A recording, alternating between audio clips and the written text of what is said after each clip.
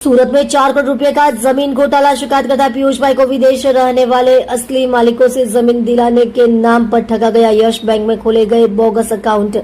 मुख्य आरोपी रवि कोलरिया ने अंकलेश्वर बैंक में नकली सिग्नेचर किए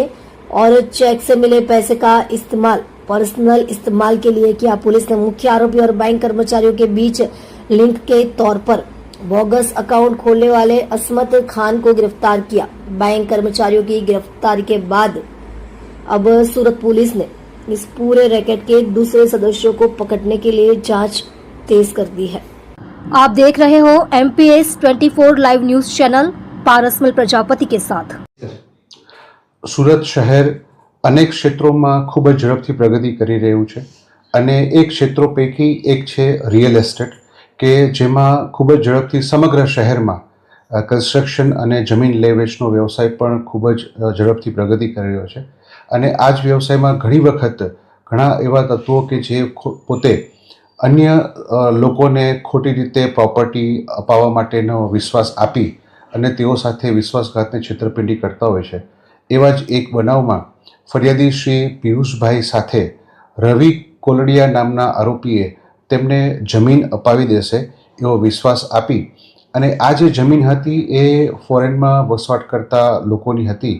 અને તેમની સાથે વિશ્વાસ અપાવી ફરિયાદી પાસેથી 4 કરોડના ચેક લઈ લીધા અને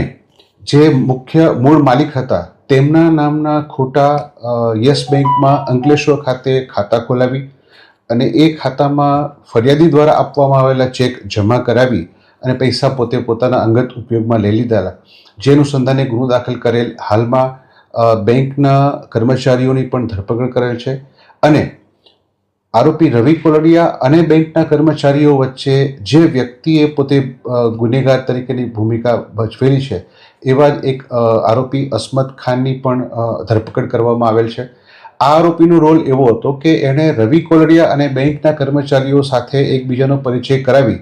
અને પોતે ખોટા બેંક અકાઉન્ટ ફરિયાદ અન્ય સાહેદના નામના કે જે લોકો ભારતમાં હયાત નહોતા તેમના બેંક અકાઉન્ટ ખોટી સહીઓ કરી અને ખોલાવવામાં હાલના આરોપીની મુખ્ય ભૂમિકા છે। એની ધરપકડ કરવામાં આવેલ છે અને તપાસ ચાલુ છે।